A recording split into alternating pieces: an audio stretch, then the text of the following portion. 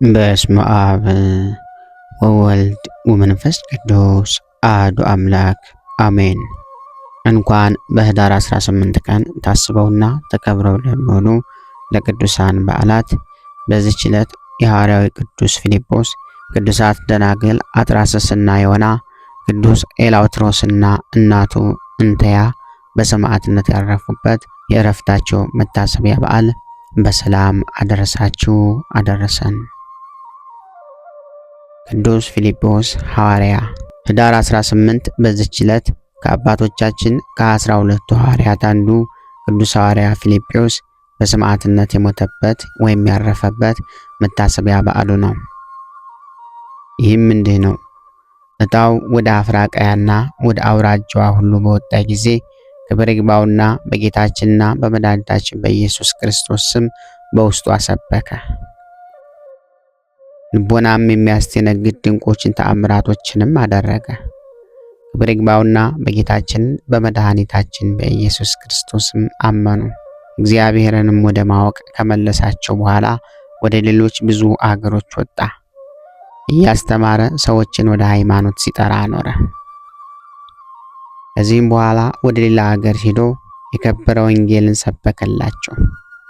ብዙዎቹም ክብር ይግባውና በጌታችን በመድኃኒታችን በኢየሱስ ክርስቶስ አመኑ። ያላመኑት ግን ይገድሉት ዘንድ ተማከሩ። በንጉሱም ዘንድ ተወዳጅነት ያገኙ ዘንድ ከዚህ በኋላ ቅዱስ ሐዋርያ ፊልጶስን ይዘው አሰሩት። ጽኑ ስቃይንም አሰቃዩት። እርሱም ይስቅባቸውና ከዘላለም ሕይወት ለምን ትርቃላችሁ? የነፍሳችሁንስ ድህነት ለምን አታስቡም? ይላቸው ነበር። እነርሱ ግን ብዙ ካሰቃዩት በኋላ ዘቅዝቀው ሰቀሉት። ነፍሱንም በእግዚአብሔር እጅ ሰጠ። ሥጋውንም በእሳት ሊያቃጥሉት በወደዱ ጊዜ የእግዚአብሔር መልአክ ከእጆቻቸው መካከል ነጠቃቸው። እነርሱም ወደ እርሱ እየተመለከቱ ወስዶ ከኢየሩሳሌም ሀገር ውጭ አግብቶ ሰወረው። ይህንንም ድንቅ ተአምር አይተው ሁሉም በታላቅ ድምፅ የቅዱስ ፊልጶስ አምላክ አንድ ነው እያሉ ጮኹ። አሰቃይተው ስለገደሉትም ተጸጽተው አዘኑ። ክብር ይግባውና በጌታችንም አመኑ።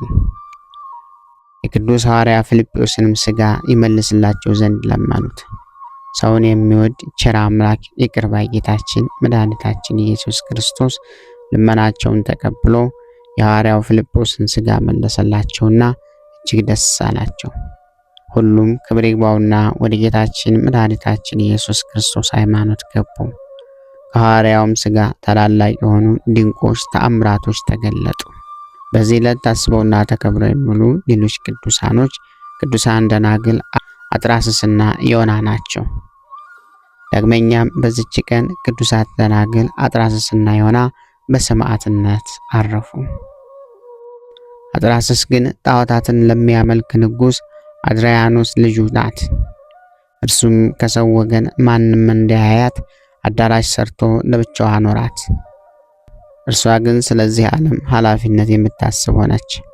እውነተኛውንና የቀናውን መንገድ ይመራት ዘንድ በቀንና በሌሊት እግዚአብሔርን ትለምነው ነበር።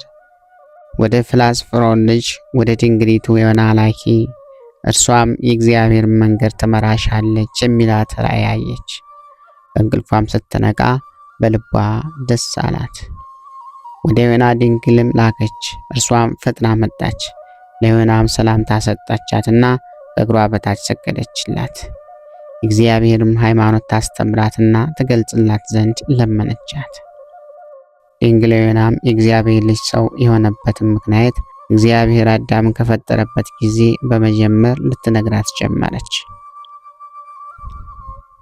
አዳም እንደበደለና ከተድላ ገነት እንደወጣ በኖኅም ዘመን የጥፋት ውሃ መጥቶ ኃጢአተኞቹ ሁሉ እንደደመሰሰ የእግዚአብሔርን ሕግ የጠበቁ 8 ሰዎች ብቻ እንደቀሩ ከዚህም በኋላ ዳግመኛ ሰዎች በምድር ላይ በበዙ ጊዜ እንደበደሉና ጣዖትን እንዳመለኩ እግዚአብሔርም ለአብርሃም እንደተገለጠለትና መርቶ ወዳጅ እንዳደረገው ከእርሱም ጋር ቃል ኪዳን እንዳጸና እስራኤልንም ከግብፅ አገር እንዳወጣቸው የሰውንም ወገን ጠላት ሰይጣንን ከማምለክ ለእርሱም ከመገዛት ያድነው ዘንድ የእግዚአብሔር ልጅ መምጣቱንና ከእመቤታችን ከቅድስት ድንግል ማርያም ከስጋዋ ስጋ ከነፍሷ ነፍስ ነስቶ ሰው መሆኑን ነቢያት እንደሰበኩ ነገረቻት። ሁለተኛም ስለከበረ ስሙ መከራ በመቀበል ለሚደክሙ ሰማያዊ ሀብት የዘላለም መንግስትን እግዚአብሔር ስለሚሰጣቸው አስረዳቻት። አጥራስስም የዮናን ትምህርቷን ሰምታ እጅግ ደስ አላት። በሕያው እግዚአብሔር ልጅ በጌታችን በመድኃኒታችን በኢየሱስ ክርስቶስም አመነች። ደናግልም ሌሊትና ቀን በተጋድሎ ተጠምደው በአንድነት ተቀመጡ። የአጥራስስም አባቷ ይህንን አያውቅም። ከሌሊቶቹም በአንዲቱ ጌታችን መድኃኒታችን ኢየሱስ ክርስቶስን አዩት። እናቱን እመቤታችን ቅድስት ድንግል ማርያምንም አዩአት። እመቤታችንም ወደ ልጇ ወደ እግዚአብሔር እንደ ቁርባን አቀረበቻቸውና እርሱም ባረካቸው። ከዚህም በኋላ ንጉሥ ወደ ጦርነት ሄዶ በተመለሰ ጊዜ ወደ ልጇ አጥራስስ ገብቶ ልጄ ሆይ ወደ መሞሸራሽ ከመግባትሽ በፊት ለአምላክሽ አጵሎን ዕጣን ታሳርጊ ዘንድ ነይ አላት። አጥራስስ ድንግልም አባቴ ሆይ ነፍስህንና ሥጋህን በእጁ ውስጥ የሆነ የፈጠረህን በሰማይ ያለ አምላክ ትተህ ነፍስ የሌላቸው የረከሱ ጣዖታትን ለምን ታመልካለህ? ብላ መለሰችለት። ንጉሡም እንዲህ ያለ ነገር ከቶ ያልሰማውን ከልጁ አፍ በሰማ ጊዜ አደነቀ። በልጁ ላይ ምን እንደደረሰ ልቧንም ማን እንደለወጠው ጠየቀ። የፍላጽፍሮምን ልጅ የድንግል ዮና የልጁን ልብ እንደለወጠች ነገሩት። ንጉሡም በእሳት ያቃጥሏት ዘንድ አዘዘ። በወርቅና በብር በተጌጠ የግምጃ ልብሶችን እንድተሸለሙ አወጧቸው። እነርሱ የነገስታት ልጆች ስለሆኑ አላራቆቷቸውም። ታላላቆችና ታናናሾች ሁሉም ሰዎች ስለ እሳቸው እያዘኑና እያለቀሱ ወጡ። ልብሳቸውንም እንዳያጠፉ ለንግስ ይታዘዙ ዘንድ ለመኗቸው። እነርሱ ግን ከበጎ ምክራቸው አልተመለሱም። በዚያን ጊዜ ጉድጓድ ቆፈሩላቸውና በውስጡ እሳትን አነደዱ። ነበልባሉም እጅግ ከፍ ከፍ አለ። ያን ጊዜ አንዷ ከሁለተኛዋ ጋር እጅ ለእጅ ተያይዘው ወደ እሳት ውስጥ ተወረወሩ። ፊታቸውንም ወደ ምስራቅ መልሰው በመቆም ረጅም ጸሎትን ጸለዩ። ከዚህም በኋላ ነፍሳቸውን በእግዚአብሔር እጅ ሰጡ። እሳቱም እንደ ውሃ የቀዘቀዘ ሆነ። ምዕመንም ስጋቸውን አነሱ። ተጠጋግተውም ልብሳቸውንም ቢሆን ወይም የራሳቸውን ጸጉር እሳት ምንም ሳይነካቸው አገኟቸው። የመከራውም ወራት ሲፈጸም በታላቅ ክብር በአማረ ቦታ ኖሯቸው። ከዚህም በኋላ ቤተ ክርስቲያን ሰርተውላቸው ስጋቸውን በውስጡ አኖሩ። እርሳቸውም ታላላቅ የሆኑ ድንቆች ተአምራቶች ተገለጡ። በዚህ ዕለት ታስበውና ተከብረው የሚውሉ ሌሎች ቅዱሳኖች ቅዱስ ኤላውትሮስና እናቱ እንተያ ናቸው። በዚህም ዕለት ከሮሜ አገር ቅዱስ ኤላውትሮስና እናቱ እንተያ በሰማዕትነት አረፉ። ይህም ቅዱስ እግዚአብሔርን የሚፈራ እንቂጦስ ከሚባል ኤጲስቆጶስ ዘንድ አደገ። 17 ዓመትም በሆነ ጊዜ ድቁና ተሾመ። ደግሞ በ18 ዓመቱ ቅስና ተሾመ። ከዚህም በኋላ በ20 ዓመቱ አላሪቆስ ለሚባል ሀገር ጵጵስና ተሾመ። በዚያንም ወራት ንጉሥ እንድሪያኖስ ወደ ሮሜ አገር መጣ። ስለ ኤላውትሮስም ሰምቶ ወደ እርሱ ያመጣው ዘንድ ፊልቅስን አዘዘው። ፊልቅስም በሄደ ጊዜ ቅዱሱን በቤተ ክርስቲያን ውስጥ የእግዚአብሔርን ቃል ሲያስተምር አገኘው። ፊልቅስም ትምህርቱን በሰማ ጊዜ አመነና በክብረ ባለቤት በጌታችን በመድኃኒታችን በኢየሱስ ክርስቶስ ተጠመቀ። ኤላውትሮስንም ወደ ንጉሥ እንድሪያኖስ ባደረሱት ጊዜ ለአማልክት ሰዋ፣ አንተ ነጻነት ያለ ስትሆን ለተሰቀለ ሰው ለምን ትገዛለህ? አለው። ኤላውትሮስም ነጻነትማ ሰማይና ምድርን በፈጠረ በጌታችን በመድኃኒታችን በኢየሱስ ክርስቶስ መስቀል ነው አለው። ንጉሡም መንኮራኩር ካለው የእሳት ማንደጃ ውስጥ ጨምረው እንዳቃጥሉ ታዘዘ። በጨመሩትም ጊዜ እሳቱ ጠፋ፣ መንኮራኩርም ተቆራረጠ። ንጉሡም አይቶ አደነቀ። የሚያደርገውንም አጥቶ ከወህኒ ቤት ጨመረው። ርግብም ከገነት መብልን አምጥታ በልቶ ጠገበ። ኮሌሮስም የሚባለውን መኮንንን አይቶ በቅዱስ ኤላውትሮስ አምላክ አምኖ በሰማዕትነት ሞተ። የሰማዕትነትን አክሊል ተቀበለ።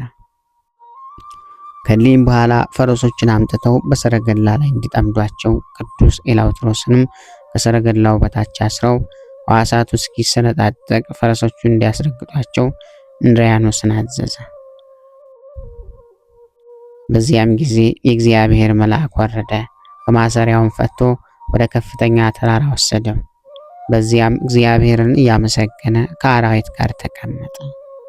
እንድሪያኖስም አራዊትን ያድኑ ዘንድ ወታደሮቹን ባዘዘ ጊዜ በዚያ ተራራ ውስጥ ቅዱስ ኤላውትሮስን አግኝተው ከዚያ ወደ ንጉሥ እንድሪያኖስ ወሰዱት። ንጉሡም ለአንበሳ እንዲሰጥ አዘዘ። አንበሶቹም የፊቱን ላብ ጠረጉለትና እግሮቹን ሳሙ። ከዚህም በኋላ ተመልሰው ከአረማውያን 150 ሰው ገደሉ። እንድሪያኖስም አይቶ ቁጣን ተመላ። 2 ወታደሮችን ከእንተያ እናቱ ጋር በጦር እንዲወጉት አዘዘ።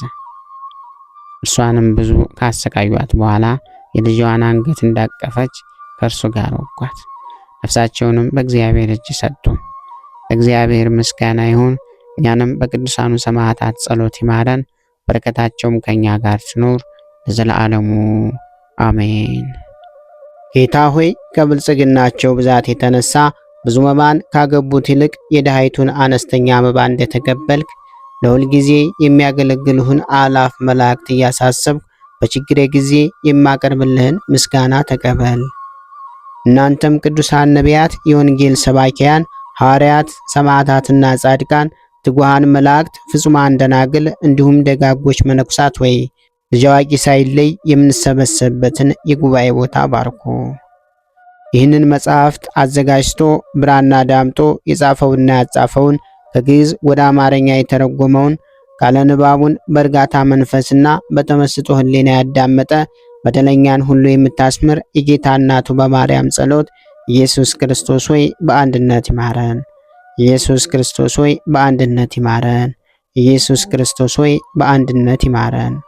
ክብር ምስጋና ይሁን አንድ አምላክ ለሚሆን ለአብ ለወልድ ለመንፈስ ቅዱስ ስም እስከ ዘላለሙ አሜን። ወስብሐት ለእግዚአብሔር ወለወላዲቱ ድንግል ወለመስቀሉ ክቡር። ይቆየን።